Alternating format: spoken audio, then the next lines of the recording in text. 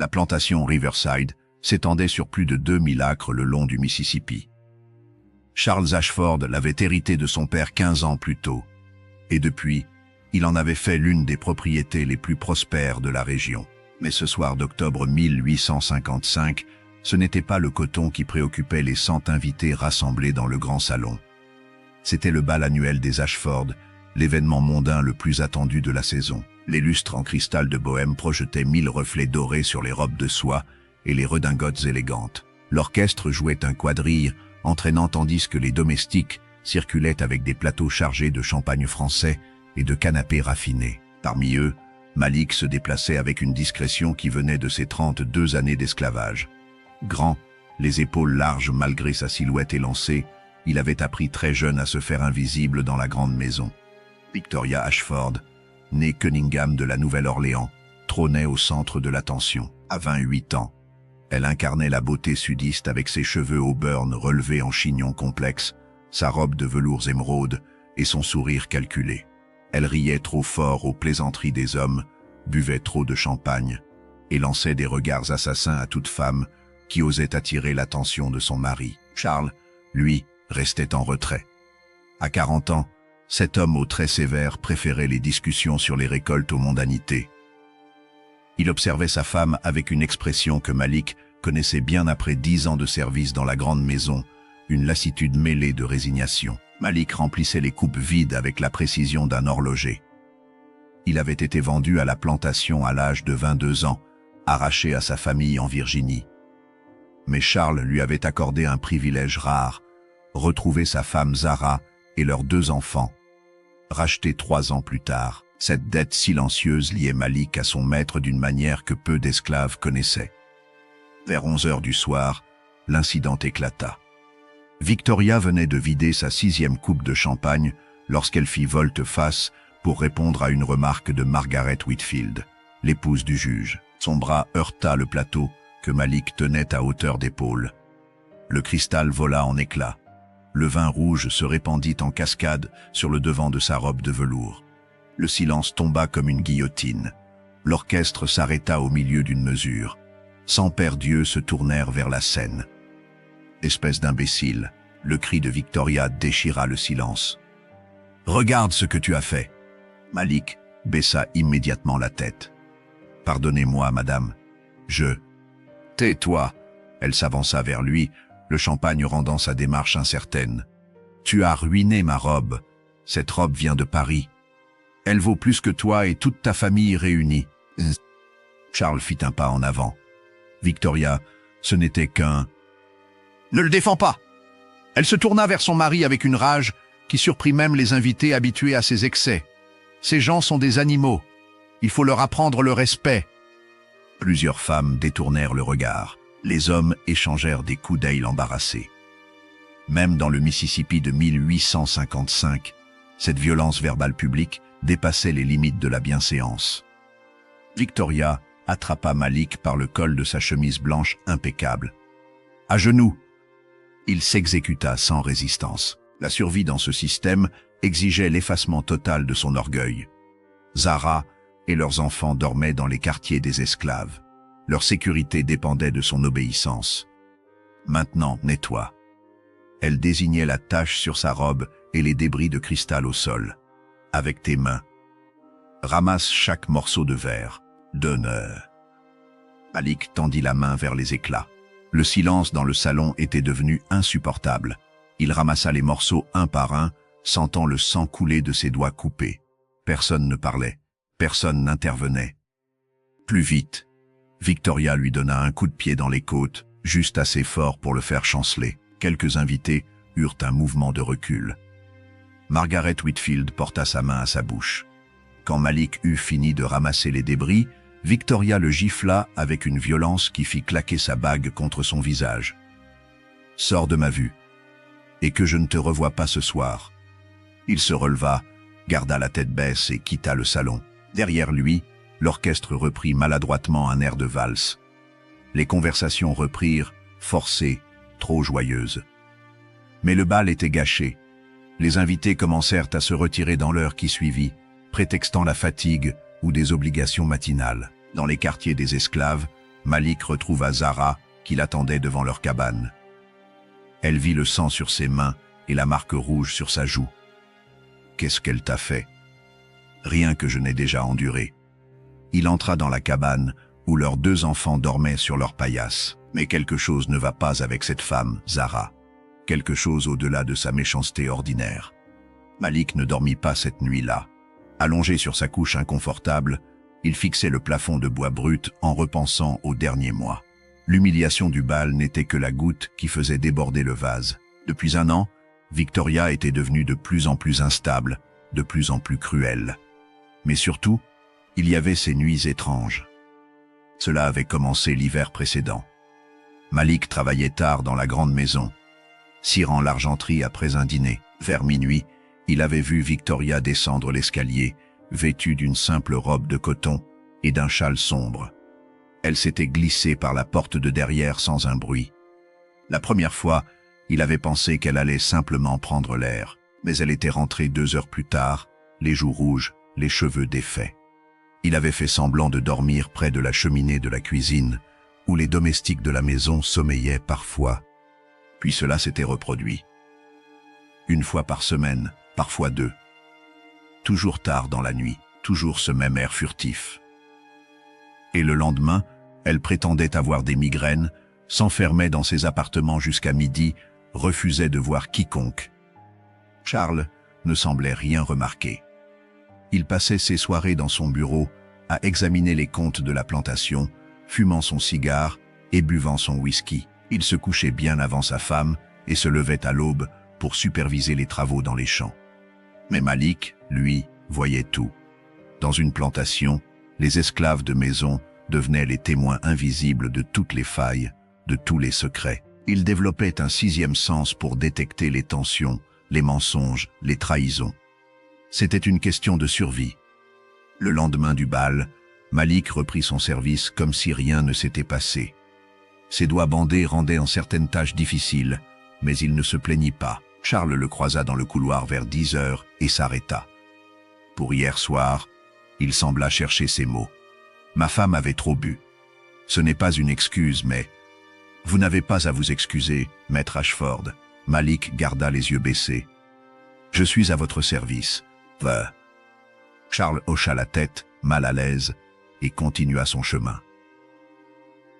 Cette brève interaction confirma ce que Malik savait déjà. Son maître n'était pas un homme cruel, juste un homme faible face à une épouse qu'il ne comprenait plus.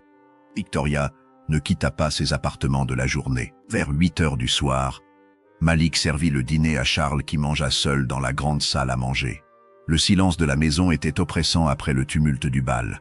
« Madame prendra-t-elle son repas ?» demanda Malik en remplissant le verre de whisky de son maître. Elle dit qu'elle a la migraine. Charles but une longue gorgée. « Apporte-lui un plateau léger dans 1 heure. » Malik acquiesça et retourna aux cuisines. Mais son instinct lui soufflait que cette nuit serait différente. Après l'humiliation publique du bal, après l'embarras qu'elle avait causé devant toute la société du comté, Victoria serait sur les nerfs, et les gens sur les nerfs commettaient des erreurs. À 11 heures, il apporta le plateau à Victoria. Elle le prit sans un mot, sans même le regarder, et referma la porte. Il descendit à la cuisine, fit semblant de ranger, attendit. Charles monta se coucher vers minuit. La maison sombra dans le silence. Malik sortit par la porte de service et se glissa dans l'ombre des magnolias. La lune était presque pleine, baignant la plantation d'une lumière argentée. Il se posta près du vieux chêne d'où il pouvait voir la porte arrière de la grande maison. Il attendit 1 heure, puis 2. Ses jambes commençaient à s'engourdir quand la porte s'ouvrit enfin. Victoria apparut, enveloppée dans son châle sombre. Elle jeta un regard circulaire puis s'engagea sur le sentier qui menait vers la rivière. Malik la suivit à distance, utilisant chaque arbre, chaque buisson comme couverture. Il connaissait chaque pouce de cette terre pour y avoir travaillé pendant 10 ans. Victoria, elle, trébuchait parfois sur les racines, pressée d'arriver à destination. Elle dépassa les quartiers des esclaves plongés dans le sommeil. Elle longea le champ de coton où les plants dépouillés de leur récolte ressemblaient à des squelettes. Elle continua jusqu'à la vieille cabane abandonnée près du méandre de la rivière. Malik connaissait cet endroit. C'était une ancienne remise à outils que plus personne n'utilisait depuis des années. Les planches étaient vermoulues, le toit s'affaissait par endroits, mais de la lumière filtrait entre les fentes. Il s'approcha en silence, le cœur battant. Pas de peur pour lui-même, mais de ce qu'il allait découvrir. Parce qu'il savait que cette connaissance changerait tout. À travers une fente dans les planches, Malik voyait l'intérieur de la cabane. Une lanterne à huile posée sur une vieille caisse projetait des ombres dansantes sur les murs. Victoria était là, mais elle n'était pas seule. Thomas Brennan, le contremaître de la plantation Thornfield, la propriété voisine, un homme d'une trentaine d'années, musclé par le travail en extérieur, avec des cheveux blonds et une mâchoire carrée. Malik l'avait croisé plusieurs fois lors des transactions entre propriétaires. Un homme ambitieux qui gagnait à peine de quoi vivre malgré ses responsabilités. Victoria se jeta dans ses bras avec une passion qui ne laissait aucun doute sur la nature de leur relation. Ils s'embrassèrent longuement avant de s'asseoir sur 2 caisses renversées. « Tu es folle d'être venue ce soir. » La voix de Thomas était grave, inquiète. « Après ce scandale au bal, ton mari va te surveiller. » Charles ne surveille rien du tout. Victoria rit amèrement. Il est trop occupé avec son précieux coton et ses livres de comptes. Il ne voit pas ce qui se passe sous son nez. Quand même, Victoria, humilier cet esclave devant tout le monde. Malik est un imbécile. Ils le sont tous. Elle balaya l'air de sa main. De toute façon, dans quelques mois, tout cela sera derrière nous. Thomas se leva et commença à faire les 100 pas. Tu continues à dire ça, mais rien ne change. Cela fait plus d'1 an qu'on se retrouve ici, et tu es toujours marié à cet homme. Les choses avancent. Victoria attrapa la main de Thomas et le força à se rasseoir. Je te l'ai dit, il faut que ce soit progressif. Si Charles mourait brutalement, il y aurait des questions, des enquêtes.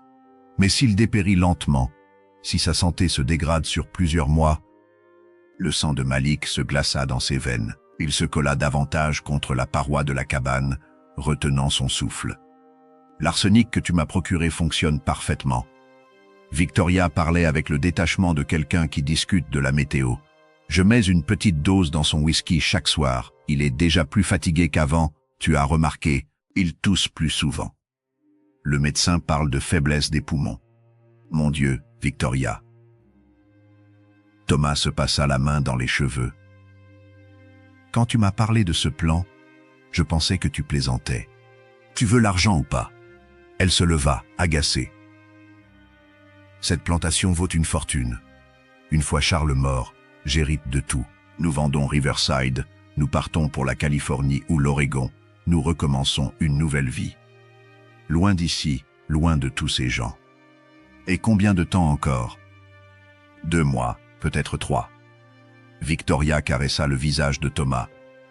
Je sais que c'est long, mon amour, mais pense à notre avenir, pense à la liberté.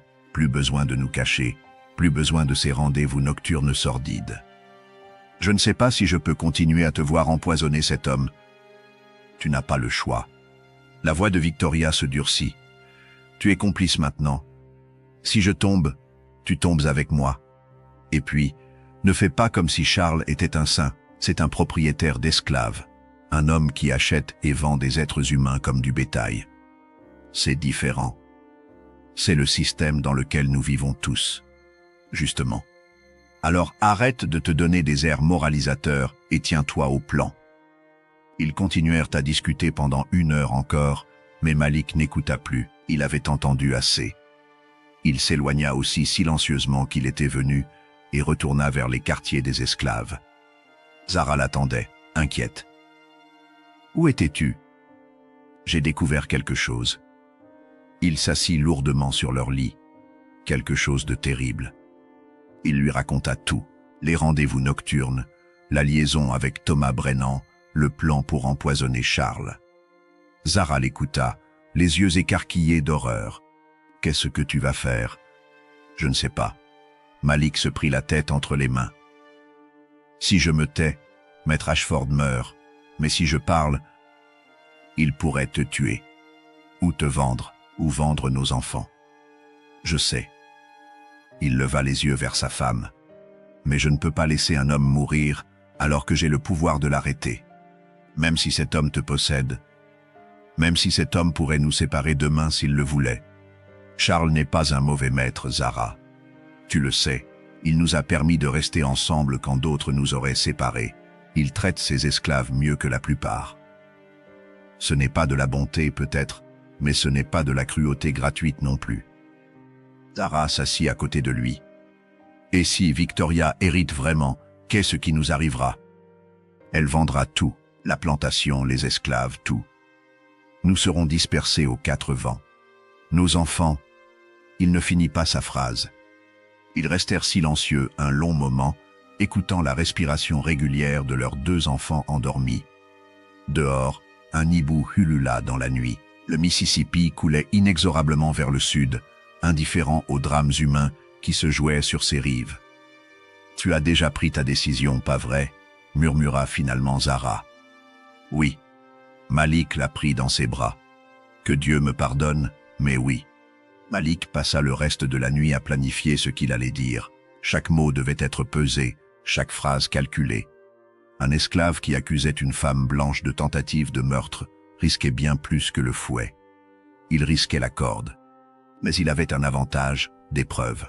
Le whisky empoisonné, les rendez-vous nocturnes que d'autres esclaves avaient remarqués aussi. Et surtout, la vérité dans ses mots face aux mensonges de Victoria. À l'aube, il se présenta à la porte du bureau de Charles. C'était un dimanche, le seul jour où les travaux ralentissaient. Charles était assis derrière son large bureau en acajou, examinant des documents. « Malik. » Il leva la tête, surpris. « Qu'y a-t-il ?»« Maître Ashford, j'ai besoin de vous parler. C'est urgent et grave. » Charles fronça les sourcils. Dans 10 ans de service, Malik ne lui avait jamais fait une telle demande. Il posa sa plume et fit signe à l'esclave d'entrer. « Ferme la porte. » Malik obéit et resta debout devant le bureau, les mains croisées devant lui. Son cœur battait si fort qu'il était certain que Charles pouvait l'entendre. « Alors, maître, ce que je vais vous dire va vous sembler impossible. Vous voudrez peut-être me tuer pour l'avoir dit. Mais je ne peux pas me taire plus longtemps. » Charles se cala dans son fauteuil, intrigué et inquiet à la fois. Continue. « Bon, votre femme vous empoisonne. Elle met de l'arsenic dans votre whisky du soir depuis plusieurs mois. Elle veut vous tuer pour hériter de la plantation. » Le silence qui suivit sembla durer une éternité.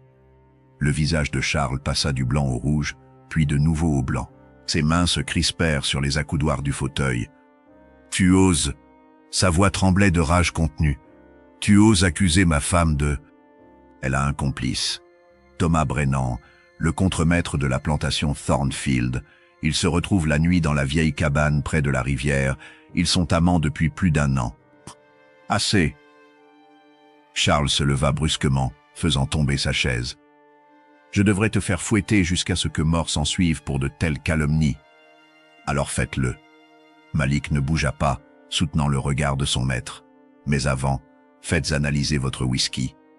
Vérifiez s'il y a du poison dedans. Et demandez-vous pourquoi votre santé se dégrade depuis des mois, alors que vous n'avez que 40 ans. » Charles vacilla légèrement. Sa main se porta instinctivement à sa poitrine. Les quintes de toux qui le réveillaient la nuit. La fatigue constante. Les maux d'estomac. Le médecin avait parlé de faiblesse constitutionnelle, de surmenage. Pourquoi devrais-je te croire? Parce que je n'ai rien à gagner en vous mentant et tout à perdre en disant la vérité. Malik garda sa voix calme, posée. Si je me trompe, vous me tuez. Si j'ai raison et que vous refusez de m'écouter, vous mourrez dans quelques mois et votre femme vend cette plantation. Dans les 2 cas, je perds. Mais au moins, j'aurais essayé de faire ce qui était juste. Charles se rassit lentement, comme si ses jambes ne pouvaient en plus le porter. Il resta silencieux pendant de longues minutes, le regard perdu dans le vide. « Comment sais-tu tout cela ?»« Je l'ai suivie hier soir après le bal. Je voulais comprendre pourquoi elle sortait si souvent la nuit. Je les ai entendus parler dans la cabane. Ils ont tout dit, maître, le plan, le poison, leur fuite prévue vers l'ouest une fois que vous serez mort. Tu les as vus ensemble? » « Oui, maître. » Charles ferma les yeux. Quand il les rouvrit, Quelque chose avait changé dans son regard. La colère avait laissé place à une tristesse profonde mêlée de détermination froide. « Si tu mens, Malik, je te tuerai de mes propres mains. »« Je ne mens pas. »« Très bien. » Charles se leva et alla vers une armoire fermée à clé. Il en sortit une bouteille de whisky à moitié vide. « C'est celle-là qu'elle me sert chaque soir. Je vais la faire analyser par le docteur Harrison. Il est discret et compétent. » Il versa un échantillon dans un flacon qu'il boucha soigneusement. « En attendant, tu ne parles de ça à personne, pas même à ta femme. C'est compris ? » « Elle sait déjà, maître. Je lui ai tout raconté cette nuit. » Charles hocha la tête. « Très bien. Mais personne d'autre. Je ne veux pas que Victoria se doute de quoi que ce soit avant que j'aie des preuves. »« Qu'allez-vous faire ?»« Si le poison est confirmé ?» Charles eut un sourire sans joie. « Je vais leur tendre un piège, et ils vont tomber dedans. » 3 jours plus tard, le docteur Harrison revint avec ses résultats. L'analyse était sans appel. Le whisky contenait de l'arsenic à des doses suffisamment faibles pour ne pas tuer immédiatement, mais assez élevées pour provoquer une dégradation progressive de la santé. Charles convoqua discrètement le shérif Patterson, un homme intègre qu'il connaissait depuis l'enfance. Il lui montra les résultats et lui raconta tout, y compris le témoignage de Malik. « Un témoignage d'esclave ne vaut rien devant un tribunal », objecta le shérif. « Je sais, c'est pourquoi nous devons les prendre en flagrant délit. Malik dit qu'il se retrouve généralement le jeudi soir. C'est après-demain. » Le plan fut simple mais efficace. Charles fit semblant de partir pour Jackson pour affaires, laissant Victoria croire qu'elle aurait toute la nuit pour voir Thomas. Mais au lieu de partir, il se cacha avec le shérif et 2 adjoints près de la vieille cabane. Malik les guida jusqu'au bon endroit, puis retourna au quartier des esclaves. Son rôle était terminé. Le reste dépendait de Charles et de la justice des hommes blancs. Victoria sortit de la grande maison vers 11 heures, comme prévu. Elle portait son châle habituel et marchait d'un pas rapide vers la cabane. Thomas était déjà là, l'attendant avec une lanterne. Ils ne prirent même pas la peine de baisser la voix. Victoria raconta comment elle avait doublé la dose d'arsenic la veille. Il a vomi toute la nuit. Le médecin parle maintenant de consomption. Dans 2 semaines, 3 au maximum, ce sera fini. Et après? Après, nous nous marions dans un délai décent, disons 6 mois. Puis nous vendons et nous partons. C'est à ce moment que Charles ouvrit la porte à la volée. Victoria et Thomas se retournèrent, pétrifiés. Le shérif et ses adjoints entrèrent derrière lui, leurs fusils pointés. « Victoria Ashford et Thomas Brennan, vous êtes en état d'arrestation pour tentative de meurtre et adultère. » Victoria devint blanche comme un linge. « Charles, je peux expliquer. »« Tu peux expliquer comment tu empoisonnes ton mari depuis des mois. » Sa voix était glaciale. « Comment tu prévois de me tuer pour hériter de ma fortune et partir avec cet homme? »« Je ne... C'est cet esclave qui t'a raconté ces mensonges. »« Malik, il ment. Le whisky empoisonné ne ment pas. L'analyse du docteur Harrison ne ment pas. Et tes propres mots que je viens d'entendre ne mentent pas non plus. » Thomas tenta de s'enfuir par la fenêtre arrière, mais un adjoint le plaqua au sol. On leur passa des menottes à tous les deux.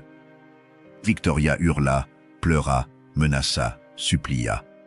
Elle cria que c'était un complot, que Charles la faisait arrêter parce qu'il voulait épouser une autre femme, que Malik avait tout inventé, mais personne ne l'écouta. Le procès eut lieu 3 semaines plus tard. Dans le Mississippi de 1855, une femme blanche accusée de tentative de meurtre sur son mari était un scandale sans précédent. La salle du tribunal était bondée. Le témoignage de Malik fut bref mais percutant. Il raconta ce qu'il avait vu et entendu, sans embellir, sans juger. Les preuves matérielles parlaient d'elles-mêmes. Le whisky empoisonné, les témoignages d'autres domestiques qui avaient remarqué les sorties nocturnes de Victoria, les lettres d'amour trouvées dans la chambre de Thomas. Victoria tenta de jouer la victime d'un mari tyrannique, mais personne n'y crut. Les invités du bal témoignèrent de son comportement erratique, de sa cruauté envers les domestiques. Le médecin confirma que Charles montrait tous les symptômes d'un empoisonnement lent à l'arsenic. Thomas, lui, craqua rapidement. Il avoua tout, espérant une peine réduite. Il raconta comment Victoria l'avait séduit, comment elle avait élaboré le plan, comment elle lui avait promis la moitié de la fortune. Le verdict tomba après seulement 2 heures de délibération. Thomas fut condamné à 20 ans de travaux forcés dans le pénitencier de l'État. Victoria, en tant que femme de la haute société, échappa à la prison. Elle fut déclarée folle et internée dans l'asile pour femmes de Natchez, où elle passerait le reste de ses jours. Pendant la lecture du verdict, Victoria ne montra aucune émotion.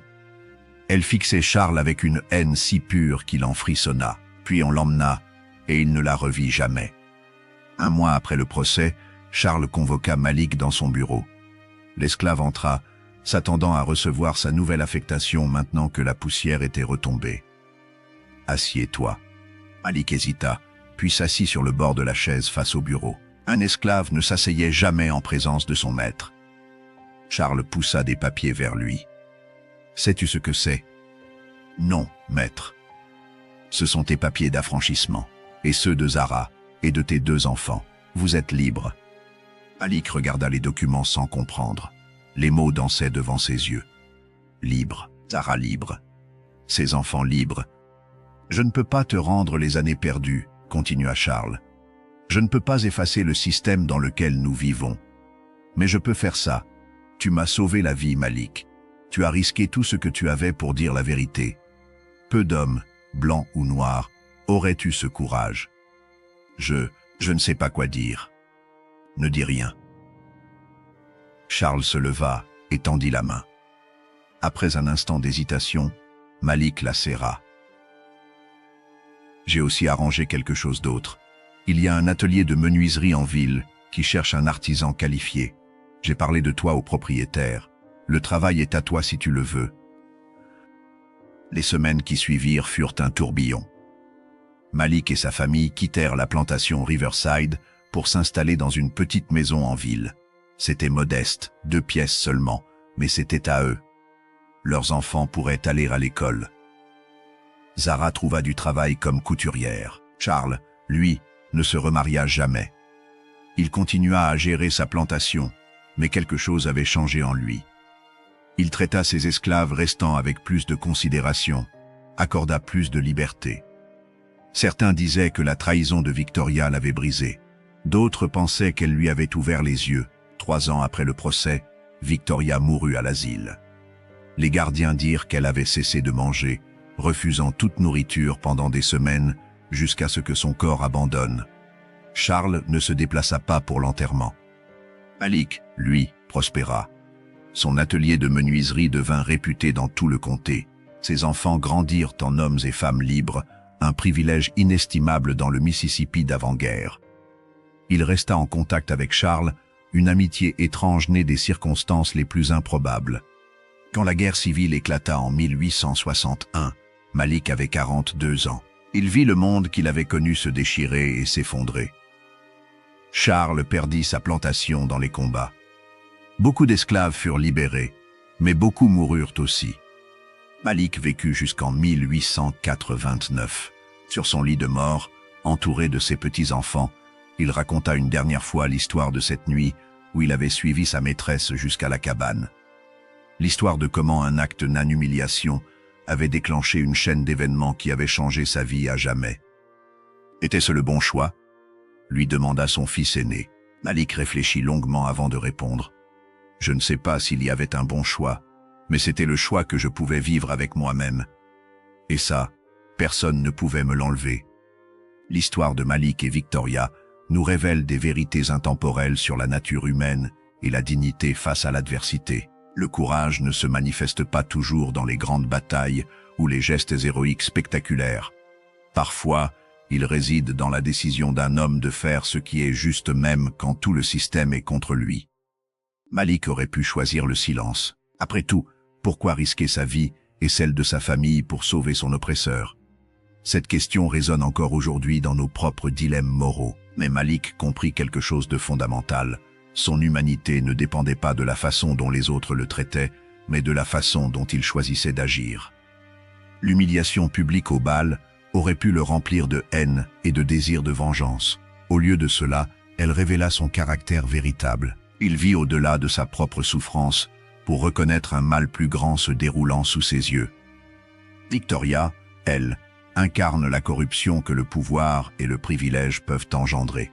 Belle, riche, issue de la haute société, elle avait tout ce que beaucoup de gens désiraient. Pourtant, son âme était rongée par l'égoïsme et la cruauté. Sa chute nous rappelle que la position sociale ne garantit ni la moralité ni le bonheur. Charles représente la conscience troublée d'un système injuste, pas assez courageux pour s'opposer ouvertement à l'esclavage, mais pas assez cruel pour en être le pire représentant. Sa transformation après la trahison montre qu'il n'est jamais trop tard pour commencer à voir le monde différemment. Cette histoire nous enseigne aussi que la vérité finit toujours par émerger. Les mensonges peuvent prospérer temporairement, surtout quand ils sont protégés par le pouvoir et le privilège. Mais ils contiennent les graines de leur propre destruction. Victoria et Thomas croyaient pouvoir contrôler leur destin par la manipulation et le meurtre. Ils ne réalisèrent pas que leur arrogance les rendait aveugles aux yeux qui les observaient. Enfin, l'histoire de Malik nous rappelle que la liberté n'est pas seulement l'absence de chaînes physiques. C'est la capacité de faire des choix moraux, de vivre selon ses principes même face au danger. Malik était esclave, mais son esprit restait libre. Cette liberté intérieure lui permit de garder sa dignité quand Victoria tentait de l'humilier et de risquer tout ce qu'il avait pour faire ce qui était juste. Dans notre monde moderne, nous faisons face à nos propres choix moraux. Quand nous voyons l'injustice, restons-nous silencieux par peur des conséquences. Quand nous sommes humiliés ou maltraités, répondons-nous par la vengeance ou gardons-nous notre humanité? Les circonstances de Malik étaient extrêmes, mais les questions qu'il affrontait sont universelles et éternelles.